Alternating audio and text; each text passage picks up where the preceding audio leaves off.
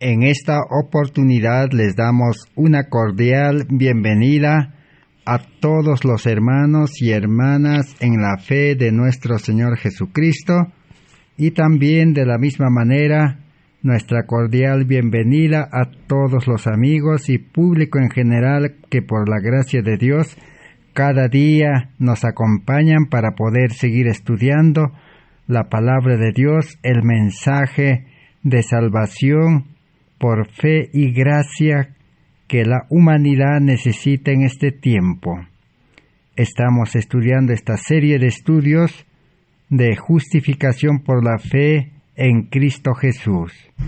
Estamos en el estudio número 440 de esta serie, Salvación por medio de la justicia de Cristo. Una salvación completa del cuerpo físico, mental y espiritual. En otras palabras, Dios quiere salvarnos en este tiempo de todas las enfermedades, dolencias y males del cuerpo físico que está aquejando a la humanidad entera. Dios quiere salvar también en este tiempo de las enfermedades mentales. La humanidad entera se ha enfermado de la mente, enfermedad psicológica, enfermedad que lo llaman estrés. El ser humano prácticamente tiene una mente que está enfermo.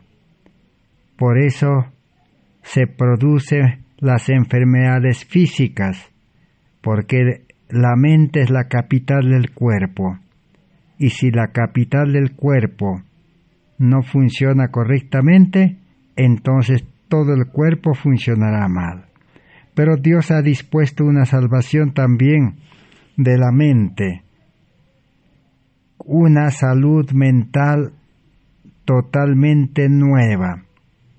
Por eso el mensaje de justificación por la fe, que comprende la justicia imputada y la justicia impartida.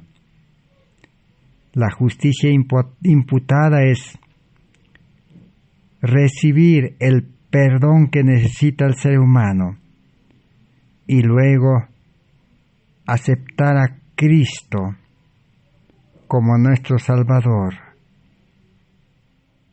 Y la justicia impartida es recibir la santidad, recibir el carácter de Cristo, recibir todo por fe y gracia cada día, para vivir en esa nueva vida de Cristo, con el carácter de Cristo, de tal manera que el ser humano natural,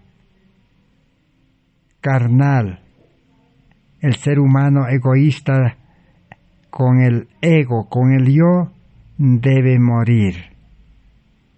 La religión verdadera no es para el hombre carnal, para que pueda aprender a vivir una vida cristiana.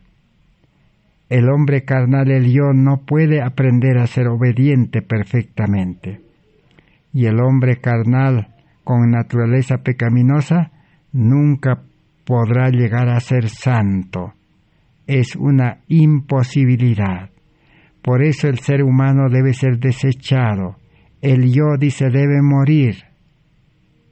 El hombre viejo debe ser enterrado en las aguas del bautismo.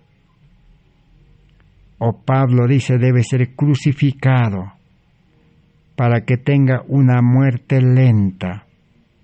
La vida cristiana es vivir en la justicia de Cristo. La justicia de Cristo es la vida de Cristo. Cristo, entonces, cuando el verdadero cristiano acepta por fe, por medio del arrepentimiento, entonces ha de recibir una vida nueva. El que está en Cristo, nueva criatura es. Esa es la salvación que Dios ha dispuesto en este tiempo. Entonces, todo verdadero creyente que ha comprendido el plan de salvación y cree, confía en Dios, entonces recibirá una vida espiritual. Una vida espiritual de Dios como la vida que vivió Cristo. Y segundo, recibirá mente nueva. Una mente capaz de poder comprender todo lo que Dios ha revelado. Una mente capaz de manejar al cuerpo correctamente bajo la dirección del Espíritu Santo. Entonces la solución para el miedo, el estrés y todos los males mentales es el nuevo nacimiento. El nuevo cristiano nace con mente nueva. Y tercero, salvación de la dolencia de la enfermedad.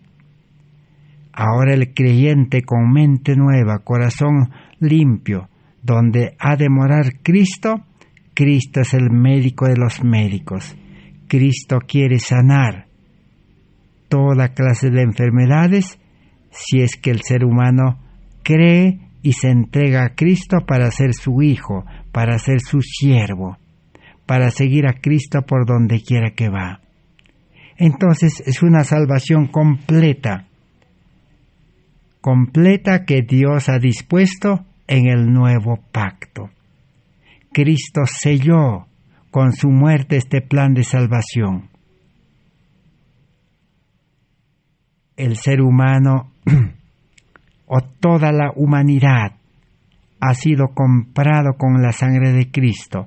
Cristo murió por toda la humanidad.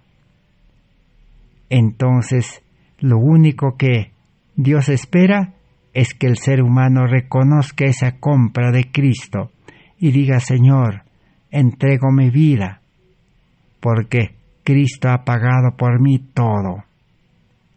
Así entonces empezará una vida cristiana en Cristo y Cristo en el creyente. Una unidad de la naturaleza humana con la naturaleza divina. El cristiano será un hombre espiritual, como dice Pablo, pero el hombre carnal, el hombre viejo, estará ahí para poder nuevamente tomar dominio de sí mismo. Por eso el cristiano tiene que permanecer en Cristo, depender de Cristo cada día, cada hora, cada instante, y dejarse conducir, gobernar, dejarse utilizar como un instrumento en las manos de Dios y ejercer una fe activa y viva. Así entonces es el plan de salvación, por eso se llama salvación. No es solamente creer en Dios y pedir perdón de los pecados y luego cumplir ceremonias, ir a las congregaciones, hacer culto matutino, vespertino, pagar diezmo, practicar algunas cosas que la Biblia enseña. Eso no es vida cristiana. El plan de salvación dice que el hombre carnal, el yo, debe morir. Debe ser entregado a Cristo nuestra vida para recibir una nueva vida. Entonces hay solución para el pecado que está en el ser humano y los pecados del mundo. Hay solución entonces y salvación para todo pecador arrepentido. Así que ese es el mensaje que se estaba predicando hace 133 años en Minneapolis. Y ese mensaje fue resistido y rechazado por el pueblo adventista. Y la hermana Elena Hardon de White, ella era una de las mensajeras que Dios utilizó para dar este mensaje en el Congreso de Minneapolis. y al mismo tiempo Dios utilizó a dos pastores, al doctor Wagoner y a A.T. Jones, el pastor A.T. Jones. Así que ahora estamos ya llegando al final de los estudios, de los sermones, de los mensajes, de los llamados que la hermana White presentó, su enfoque de la justificación por la fe. Y luego continuaremos cómo presentaron, cómo enfocaron, qué hablaron Alonzo T. Jones y el Dr. Wagoner. Entonces ahora vamos a continuar después de haber estudiado, analizado 11 sermones de Elena White durante el Congreso de Minneapolis que se llevó a cabo ¿cuándo? A partir del 10 al 17 de octubre, el Congreso Ministerial. Y fue seguida por la sesión de la Conferencia General, que se celebró del 17 al 4 de noviembre. Ahí tenemos entonces el tiempo en que se realizó el Congreso de Minneapolis, donde el pueblo adventista rechazó el mensaje de justificación por la fe y rechazó a los mensajeros. Y ahora vamos a continuar mirando hacia atrás a Minneapolis. La mensajera del Señor Elena White hace una memoria. Describe vívidamente cómo ella vio lo que estaba aconteciendo en el Congreso. Y ella está a punto de tomar ciertas decisiones, pero Dios le sostiene ahí en esa reunión para cumplir una misión. Entonces sigamos estudiando en el libro Materiales de Elena White de 1888. Estamos en la página 206 en adelante. Dice así: los hermanos A.T. Jones y el hermano E.J. Wagoner hablaron al pueblo, dice, durante el Congreso.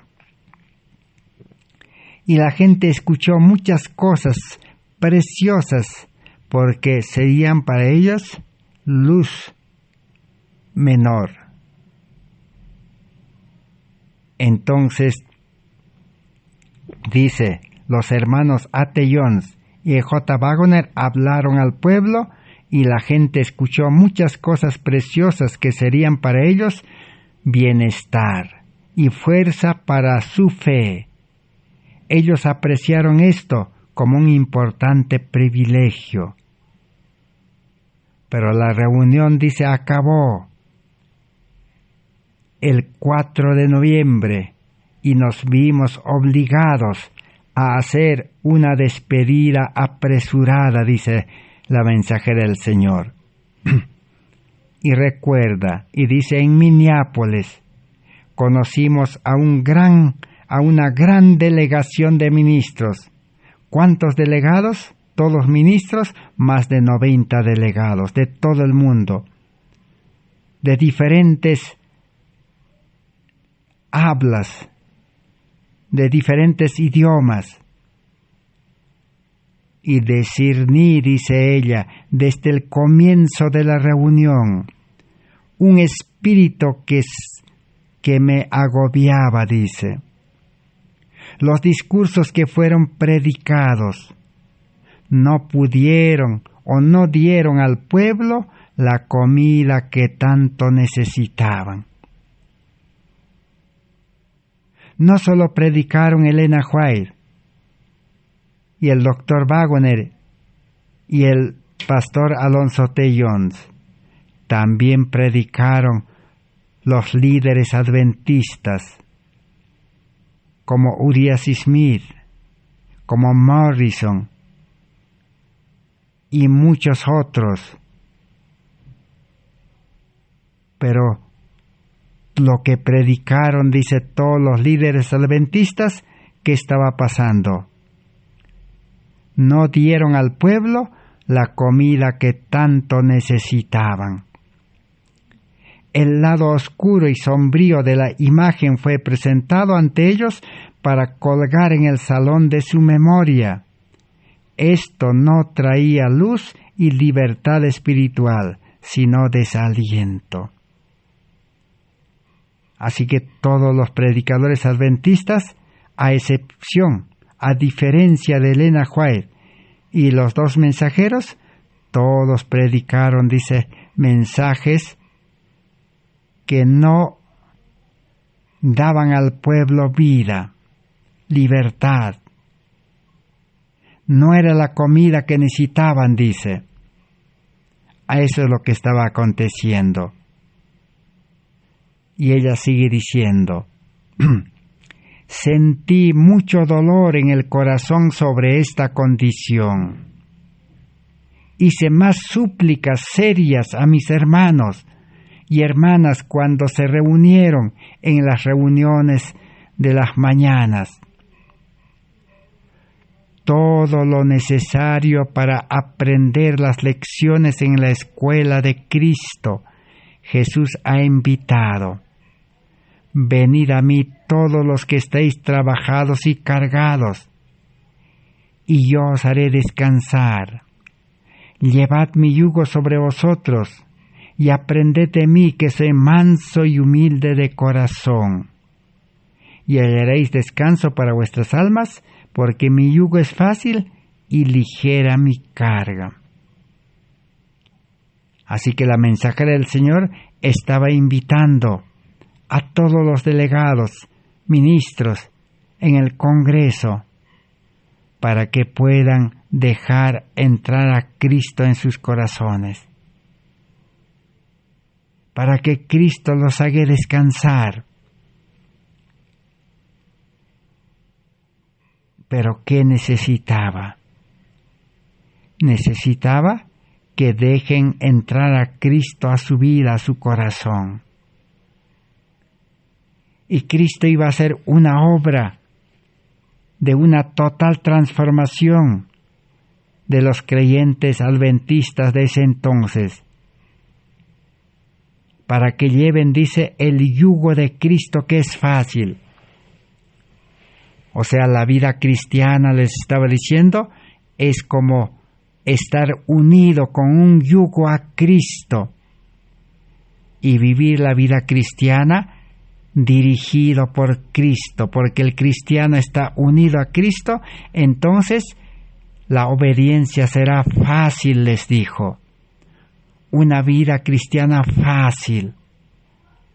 Cumplir todo lo que la Biblia dice fácil, pero unido a Cristo, y Cristo es el que lleva al cumplimiento.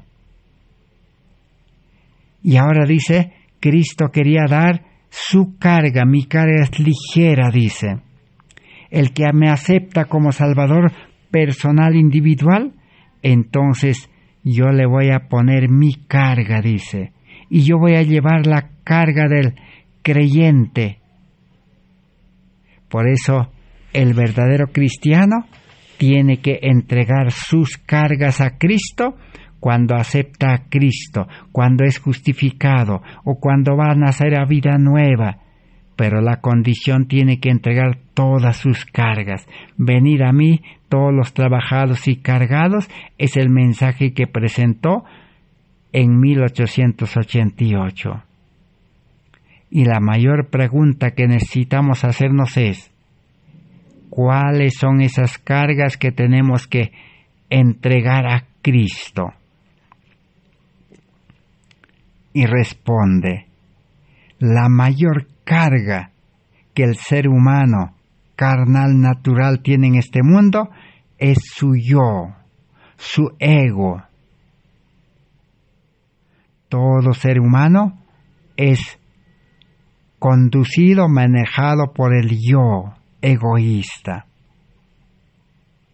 Entonces, el ser humano con mente carnal, con corazón egoísta, su vida debe entregarlo a Cristo totalmente. Decirle: Señor, mi vida no vale. Mi vida ha fracasado. No puedo cumplir tu palabra ni tu ley como debe ser. Mi cumplimiento es externo y superficial y a medias. Señor, mi vida te entrego para que tú obres en mí una salvación completa. Esa es la entrega de la carga del yo a Cristo, para recibir de vuelta un nuevo hombre con la imagen y el carácter de Cristo. Pero allí no termina este llamado de entregar las cargas. Necesita el creyente entregar las cargas de la vida, que son los afanes de este mundo, otras cargas que lleva el ser humano en este mundo. Por eso todo ser humano cada día se levanta y ¿qué tiene que hacer? Cada día se levanta y tiene que salir a buscarse la vida, los afanes de este mundo, los afanes de este siglo, buscar la comida, la bebida, la vestimenta, el hogar, buscar trabajo, buscar estudios, buscar tecnología, buscar todo, educación del mundo. Esas son cargas del ser humano pecador. Y Cristo dice: entrégame esas cargas también. Porque ahora el pecado lo vamos a solucionar, dice, con la muerte. El hombre carnal, el hombre viejo, tiene que morir. Así como cuando un ser humano ya de vejez tiene que morir, ¿qué hace? El que va a morir sabe que ya no va a poder trabajar, ya no va a poder manejar sus cosas, ya no va a poder afanarse en este mundo. Entonces, todo lo que tiene el ser humano en la vejez para morir, ¿qué hace? Un testamento, entregar todo lo que tiene a sus descendientes, a sus herederos. Así ahora el cristiano, ya que va a morir al pecado, al yo, a la carne, entonces entrega, como quien dijera, como un testamento bajo inventario, todo lo que tiene sus cargas, tiene que entregarlo a Cristo.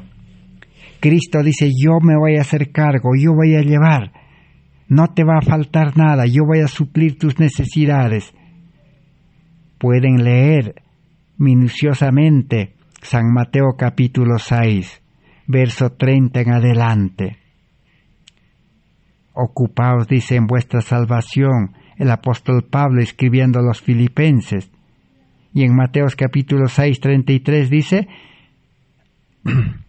buscad el reino de Dios, la salvación primero, dice, y las demás cosas, no se preocupen en las necesidades de esta vida.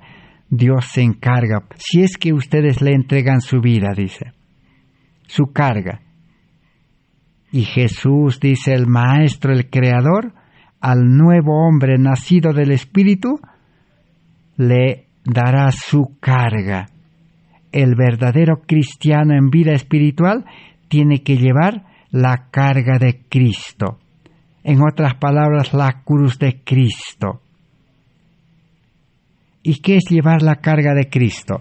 Es vivir para Cristo, vivir para Dios, trabajar para Dios, hablar para Dios, dedicar los talentos para Dios, dedicar el tiempo, el 100% del tiempo para Dios, y dedicar el 100% de las riquezas, de los bienes para Dios, y administrar para salvación de almas. Así funciona la vida cristiana.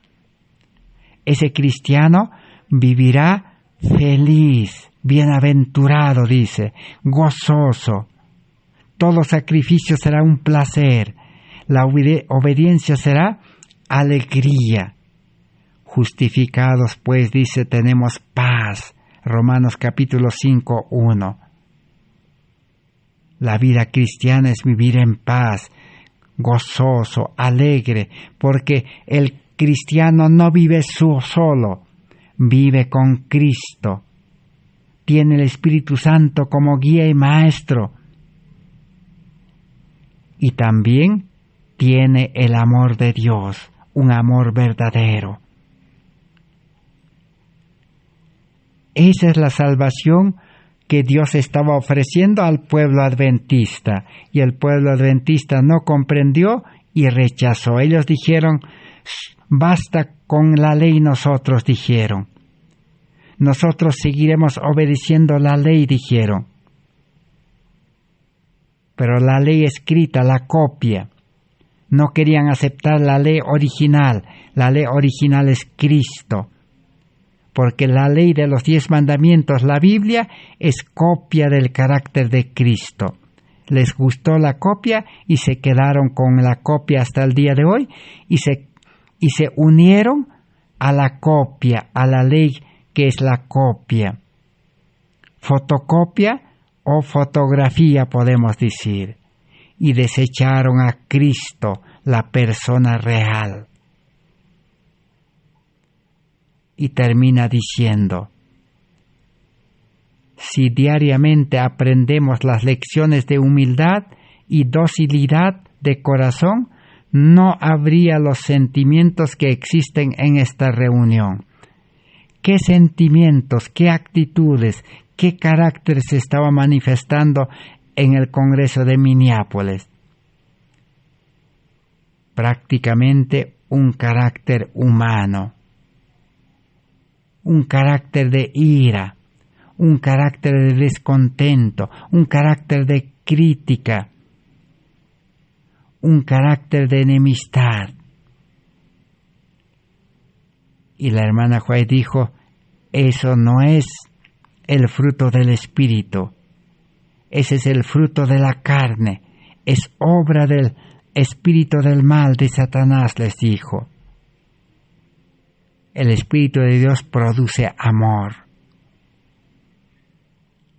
Entonces, esa era la mayor necesidad del adventismo en 1888. Pero como este mensaje fue rechazado, hoy es nuestra mayor necesidad. Y sigue diciendo, se me mostró que había entrado en las filas de los guardadores del sábado un espíritu de autosuficiencia, espíritu que fue acariciado por los hombres jóvenes en posiciones de responsabilidad. Una sabiduría mundana estaba tomando el lugar de la sabiduría de Dios. Los hombres confiaban en los hombres. El formalismo, las ceremonias estaban tomando lugar de la verdadera piedad, del verdadero amor. Ceremonias, sabiduría humana, autosuficiencia. Así como el fariseo que decía en el templo, Señor, dice, yo ayuno 2 veces por semana, yo guardo sábado, yo pago diezmo. Señor, autoexaltación religiosa. Así el pueblo adventista se quedó hasta el día de hoy. No aceptó la advertencia. La hermana White claramente había dicho, en esta reunión no hay ese espíritu de humildad, de docilidad, de paz. Todo en esta reunión es crítica, dijo. Al ver ese estado de cosas que estaba a punto de ejecutar Elena White en el Congreso. Vamos a seguir leyendo ahora en la página 360 de Materiales de Elena White de 1888. La anterior cita hemos leído en Materiales de Elena White, página 314. Ahora vamos al 360. Dice así: establecí que el curso que había sido seguido en Minneapolis era crueldad hacia el Espíritu de Dios. No solo era oposición a los mensajeros y a Elena White, No solo era oposición, rechazo del mensaje Cristo, nuestra justicia, la salvación completa en Cristo, sino que era rechazo, oposición al Espíritu Santo. Leamos otra vez. Establecí que el curso que había sido seguido en Minneapolis era crueldad hacia el Espíritu de Dios, y los que pasaron por esa reunión y se fueron con el mismo espíritu con el que vinieron y estaban, dice, llevando a cabo la misma línea de trabajo que hicieron en esa reunión desde que habían venido de ella. Entonces, habían venido, dice, con un mal espíritu a la reunión. Y ahora necesitaban un nuevo nacimiento, una conversión. Sigue diciendo, iban hacia mayores engaños, dice. Tropezarían y no sabrían en lo que estaban tropezando. Les rogué al Congreso, a los delegados, dice, que se detuvieran justo donde estaban. Pero la posición del hermano Jorge Butler y el hermano Urias Smith los influenció para que no cambiaran. Se quedaron donde estaban. No se hizo ninguna confesión.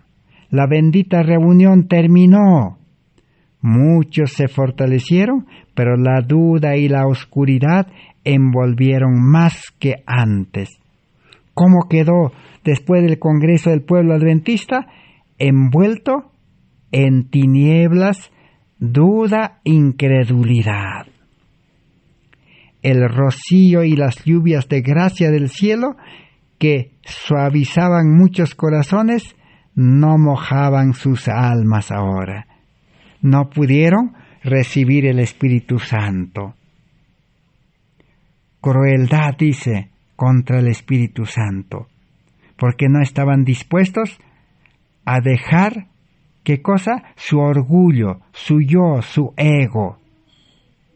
Y no estaban dispuestos a renunciar al mundo. No estaban dispuestos a ser liberados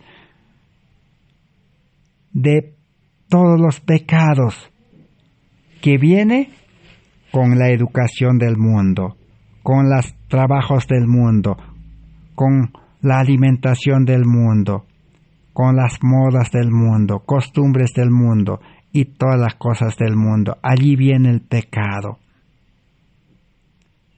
Pero Cristo estaba ofreciendo liberar completamente. Debían detenerse, dice, no continuar en la apostasía. Pero ellos, dice, miraron, siguieron al pastor Jorge Butler, líder presidente de la Conferencia General hasta ese año, y a Urias Smith, uno de los secretarios teólogos de la Iglesia Adventista. Siguieron a ellos y por eso el pueblo adventista se perdió. Así como los judíos siguieron al Sanedrín, a sus líderes, y se perdieron. Bien, continuamos. Aquí lo importante es también conocer cómo fue tratado la mensajera del Señor, Elena White. Elena White, que había comenzado desde los primeros momentos en que el pueblo adventista se estaba formando en 1844. Por eso a la mensajera del Señor, Elena White, se lo conoce como una cofundadora de la Iglesia Adventista. Ella había dedicado toda su vida, más de 70 años, a desarrollar la Iglesia Adventista, a hacerlo crecer, a hacerlo próspera. Y hoy en día La Iglesia Adventista, como lo llaman en la Corporación Adventista, es una institución frondosa que ha llenado todo el mundo. Pero Cristo dice no tiene frutos del Espíritu, no tiene amor, no tiene gozo, no tiene paz, no tiene felicidad, no tiene poder, no tiene el carácter de Cristo y no tiene la mente de Cristo, la sabiduría de Dios. Ya en estos últimos días, en la crisis, en la angustia, serán abatidos, porque no tienen protección, no tienen a Cristo. Solamente es una organización que ha crecido en el número de adeptos y ha crecido en economía. Tienen mucho dinero, pero nada de espiritualidad. Ya en 1888 estaban secos, sin lluvia, sin agua como las colinas de Gilboa, donde nadie vive y ningún beneficio puede dar las colinas secas de Gilboa, el desierto. Así está el pueblo adventista. El pueblo adventista no puede dar ningún beneficio a la humanidad. Solo es apariencia de piedad. Sepulcros blanqueados, dijo Jesús. Dios quiere una iglesia viva, una iglesia llena del amor de Dios, una iglesia que trabaje todos los días, enseñando, ayudando, solucionando los problemas de cada ser humano que está entrampado en este mundo con los males. Necesita alguien que lleve la noticia de que hay un libertador, Cristo Jesús. Esa obra necesita el mundo en este tiempo. Pero la Iglesia Adventista había empezado con esa labor, con esa obra. Los fundadores, los líderes, dieron toda su vida, entre ellos Jaime White, José Bates y muchos otros. Pero ¿qué pasó ahora? Esa iglesia perdió toda la espiritualidad, perdió el poder de Dios. Y ahora estaban rechazando a su mensajera. Y vamos a comprobar en esta oportunidad qué es lo que ella dice, prácticamente mirando hacia atrás a Minneapolis. ¿Qué le aconteció a ella? Y así veremos qué aconteció con los demás mensajeros también en los estudios subsiguientes. Leamos entonces en Materiales de Elena White de 1888, en la página 219, tomo 1. La compaginación, siempre tengan en cuenta, es la compaginación en inglés, viene entre corchetes, entre paréntesis. Dice así: me convertí en el tema de las observaciones y críticas en el Congreso, pero ninguno de nuestros hermanos vino a mí para averiguar o buscó cualquier explicación de mi parte. Así que la mensajera del Señor era criticada, observada, y todos hablaban mal de ella. Intentamos con más fervor tener a todos nuestros hermanos ministros que estaban en habitaciones de la casa, que nos uniéramos juntos en oración en una habitación desocupada. Pero esto no tuvo éxito, sino solo 2 o 3 veces. Así que la mensajera del Señor los llamó a los ministros, a los delegados, que dejaran sus habitaciones de hospedaje y se unieran en un salón para orar al Señor, para consultar al Señor, así como Moisés consultaba. Pero dicen, no se tuvo éxito. 2 o 3 veces vinieron y durante todo el congreso, que duró más de 20 días, no quisieron venir para orar y consultar a Dios, dice. Eligieron ir a sus habitaciones y tener su conversación y oraciones por ellos mismos. No parecía haber ninguna oportunidad de romper el prejuicio tan firme y decidido que había.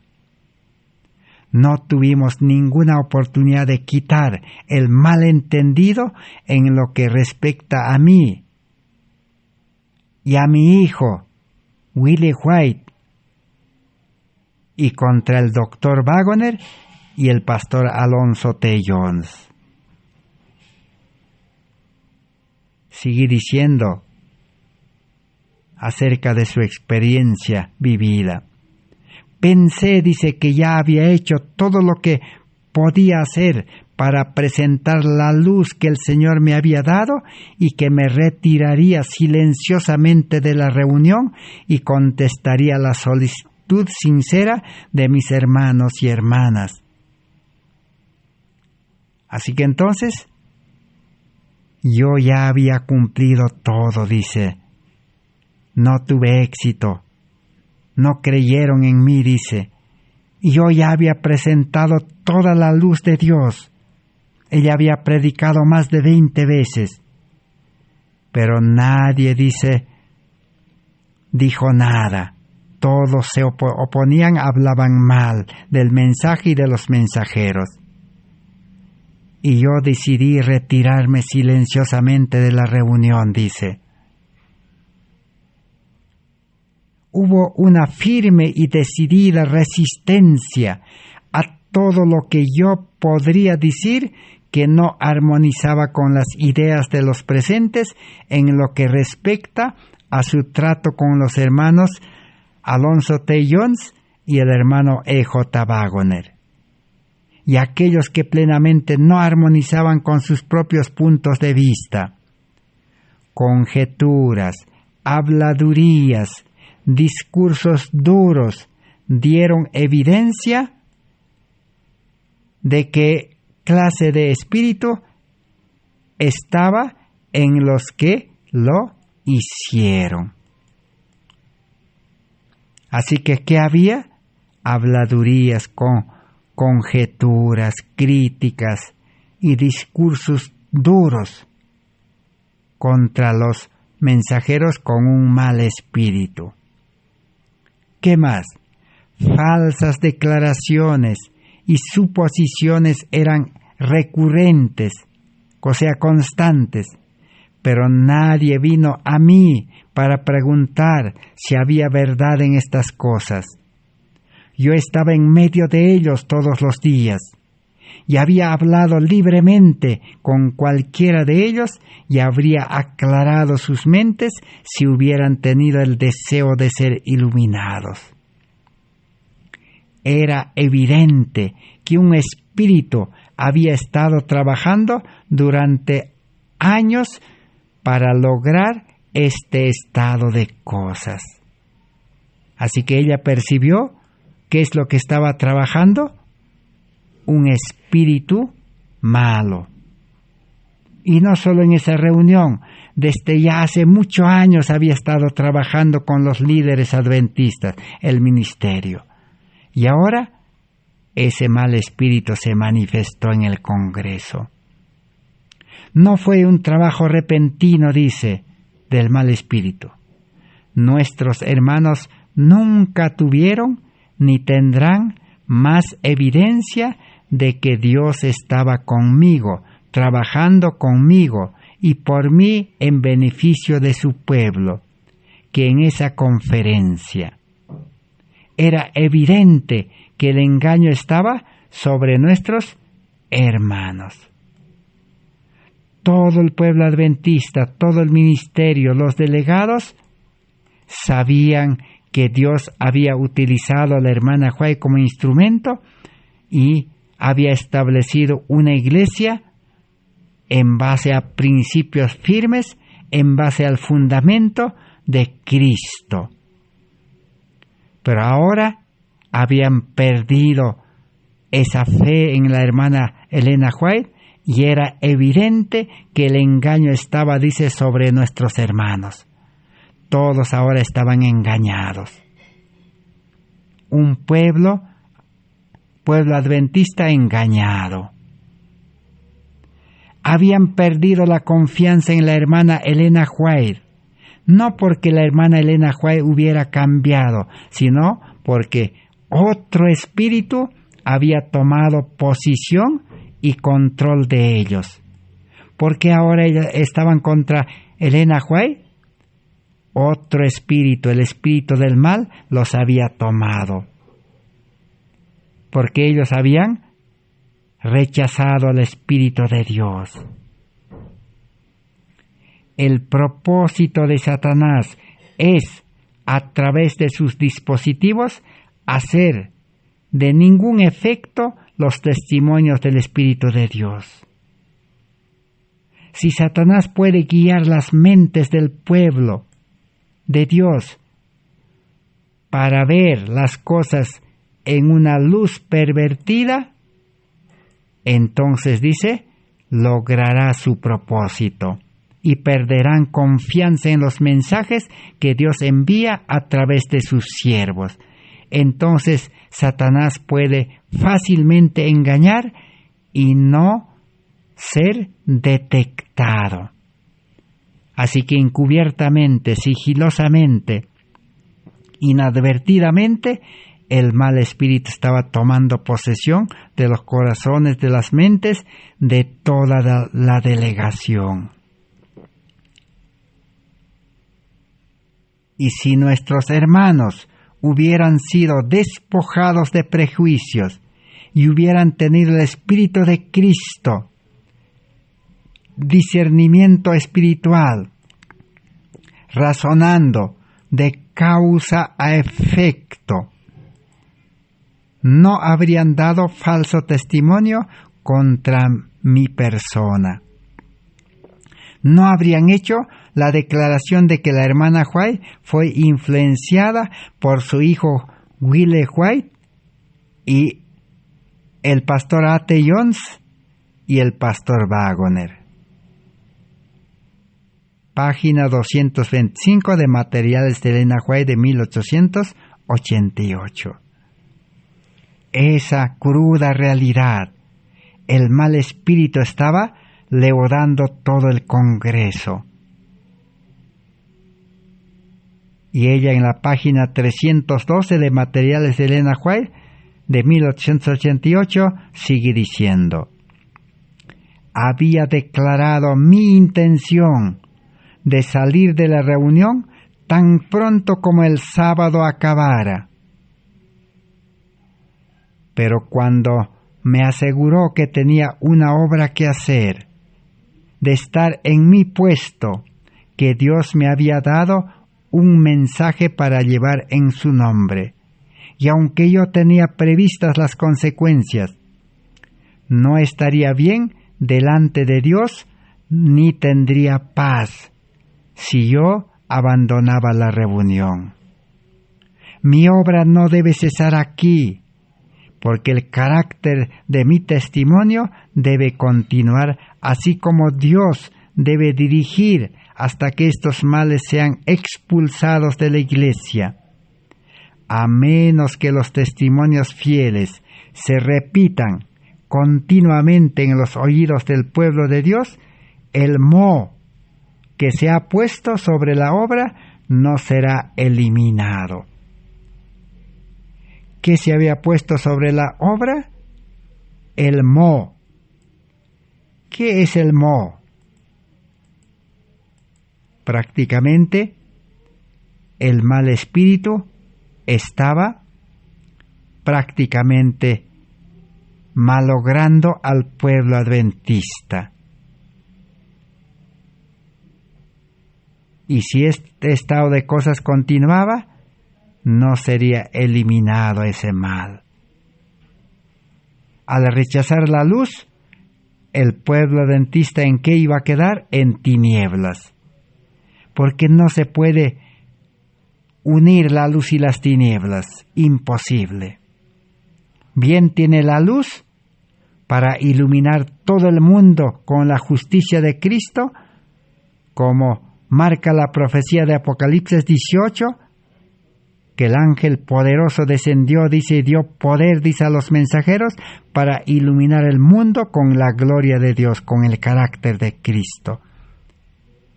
Pero si se rechaza esa luz, solamente el pueblo de Dios, la iglesia, quedará en tinieblas.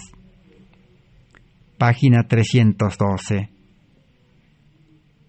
En la página 310 sigue diciendo: en un momento de la noche, cuando la hermana White estaba decidida a abandonar el Congreso, en la noche uno de los mensajeros de Dios se puso a mi lado y preguntó: ¿no te levanté cuando estabas enferma, casi muriendo, en Heidelberg? ¿No he puesto mi espíritu sobre ti y te he sostenido para que lleves tu testimonio a Oakland?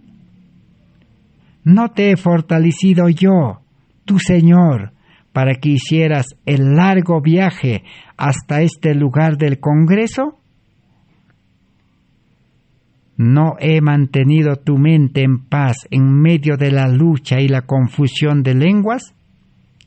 Y ahora tengo una obra para que hagas en este lugar en el Congreso.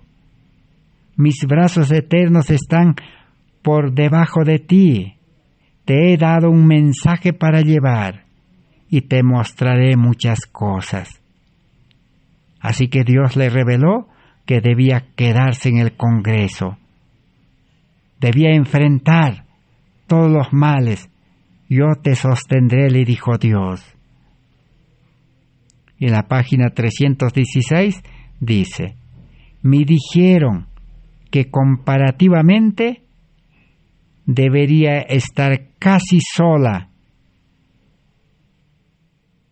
en el Congreso, pero no estaba sola, porque el Espíritu de Dios se movía sobre muchos corazones que estaban afines con el Espíritu de Dios. Díjome: guía, tengo un testimonio para ti, que lleves ante mi pueblo, que está hambriento de verdad. No sean de un corazón dudoso, ni se desanimen. Mi palabra será como un martillo para romper los corazones de piedra y ser celoso solo por el honor de Dios. Así que Dios le había permitido a Elena White, lo había traído aunque estaba enferma antes del Congreso, y le había dado su espíritu. ¿Para qué? Dice: tengo un testimonio para ti, que lleves ante mi pueblo que está hambriento de verdad. El pueblo adventista estaba hambriento de verdad, porque los líderes no lo habían alimentado. Como dice, solo le habían alimentado con la ley seca, la letra muerta de la ley de los 10 mandamientos. Estaban hambrientos. ¿Qué necesitaban? Cristo, nuestra justicia. Cristo dice: yo soy el camino, la verdad y la vida.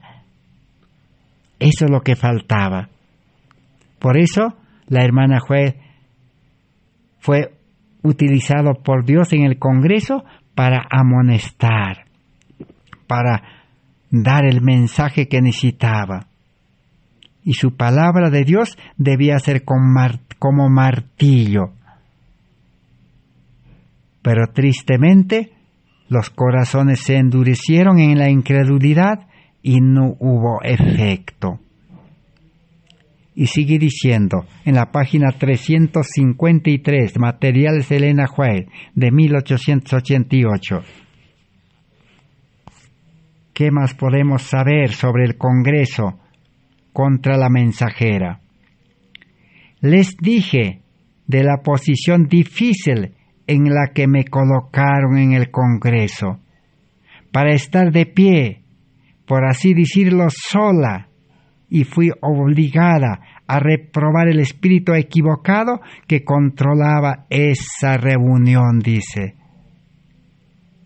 Así que ahí están las evidencias de que no habían delegados que apoyaban a la hermana White. Quedó casi sola, dice, de pie. Todos los delegados estaban oponiéndose y algunos con su silencio estaban apoyando a los que se oponen y resisten y rechazan. ¿Y qué es lo que estaba aconteciendo entonces con la delegación? Dice, la suspicacia, los celos, malas suposiciones y la resistencia al Espíritu de Dios que les atraía fueron más después de la manera en que los reformadores habían sido tratados. Así como los discípulos fueron tratados mal por los judíos en Jerusalén, que se desató la persecución, así como los reformadores de la Edad Media fueron perseguidos, tuvieron que huir a las montañas como los valdenses. Esa obra, dice, estaba queriendo comenzar en Minneapolis contra los mensajeros. Fue la misma manera en que la iglesia había tratado a la familia de mi padre y a 8 de nosotros. Toda la familia que vivía en Portland, Maine, fueron excluidos de la iglesia metodista porque nosotros favorecíamos el mensaje proclamado por Guillermo Miller. Ella recordó su experiencia cuando estaban en la iglesia metodista y su padre y sus 8 hermanos fueron expulsados de la iglesia porque tratados mal, porque favorecían el mensaje de Guillermo Miller. Ese mismo espíritu se estaba manifestando en el Congreso de Minneapolis contra mi persona, dice. Declaré que estaba casi sola en Minneapolis. Me quedé sola ante ellos en la conferencia general de Minneapolis, dice, porque la luz que Dios había considerado oportuno darme era que ellos no se movían por el consejo de Dios, ni uno se atrevió a decirme, estoy contigo, hermana White, voy a estar a tu lado. Eso no existió, dice. Así que queda rotundamente comprobado que nadie apoyó a los mensajeros ni al mensaje. Todos generalmente estaban en oposición y rechazo. Sigue diciendo en la página 354-355, ya para terminar. Pero hubo un buen número que retuvo sus malvadas suposiciones y se aferraron a las representaciones distorsionadas hechas de mí, como si estos informes fueran demasiado preciosos para renunciar a ellos. Aunque no tenían un verdadero vestigio de evidencia de que yo había cambiado, parecía ser su preferencia creer en los informes falsos. Me sentí profundamente afligida porque mis hermanos, que me habían conocido durante años y habían tenido evidencias del carácter de mi trabajo, permanecían en el engaño en el que estaban, y en lugar de confesar que se habían equivocado, se aferraron a las mismas impresiones falsas como si fueran verdad. Así que esa era la condición real contra la mensajera del Señor. Y ella termina diciendo, escribe de los recuerdos del Congreso en la carta número 14 de 1889, escribe ella lo siguiente del Congreso. La posición y la obra que Dios me confió en esta conferencia fueron menospreciados. Todo el mensaje, más de 20 veces que ella habló, los mensajes que presentó fueron menospreciados. ¿Por cuántos? Por casi todos. La rebelión fue general, dice ella. Su curso fue un insulto al Espíritu de Dios. Así terminó el Congreso de Minneapolis. Por eso ella dice, si el ministerio rechazó, ahora saldremos del Congreso y daremos oportunidad al pueblo para ir de iglesia en iglesia, de lugar en lugar, de ciudad en ciudad. Y también estudiaremos algo de esa obra también, de llevar el mismo mensaje al pueblo adventista. Pero desde ya podemos decirles que ya hemos estudiado un poco de eso, pero no funcionó eso. No tuvo éxito en llevar el mensaje al pueblo adventista a todo el mundo. Porque ¿qué aconteció? Después de algunos años que estaban comenzando a predicar el mismo mensaje en las iglesias adventistas, la mensaje del señor Elena White, el doctor Waggoner y el pastor Alonzo T. Jones, ¿qué pasó? Fueron silenciados. Y utilizaron el método que utiliza el mundo y Satanás. ¿Qué hicieron? De dividirlos, de separarlos. Y se estaba cumpliendo lo que la Biblia dice acerca de ese asunto de dividir. Divide y reinarás. Salomón ya había escrito en el libro de Proverbios y Eclesiastés. ¿Qué había escrito Salomón? De que dice, cuando los tizones se separan, los tizones se apagan, dijo. Y cuando un cordón de 3 dobleces se separa, es fácil romper, dijo, el cordón solo, pero si está de 3 dobleces, imposible romper, dijo. O también comparó y dijo, si 3 varas se unen, se juntan, imposible romper, pero una vara separado, fácil de romper. Eso es lo que ya va a acontecer en la historia. La Iglesia Adventista, la organización adventista, ¿qué hizo? Para deshacerse de estos mensajeros, a la hermana White lo enviaron a Europa, a Australia, para que pueda abrir un nuevo campo donde no habían adventistas. Alguien diría como un castigo. Y nunca Dios ordenó eso, nunca aprobó Dios. Y al doctor Waggoner lo enviaron a Inglaterra para que también pueda hacer la obra allí de predicar. Así lo separaron. Y al pastor Alonzo T. Jones lo dejaron ahí en Norteamérica. Así hasta el día de hoy, el mundo no conoce este mensaje.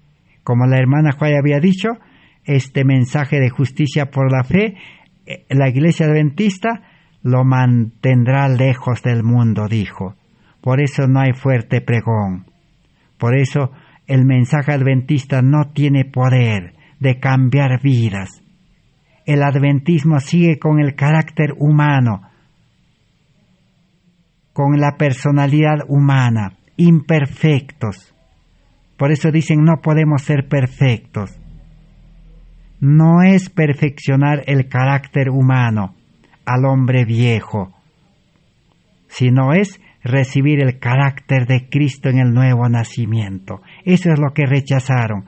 El que rechaza a Cristo en el corazón, rechaza el carácter de Cristo. El que rechaza a Cristo en el corazón, rechaza el amor de Dios. Que Dios bendiga su palabra. Será hasta el próximo estudio. Gracias por vuestra atención. Amén.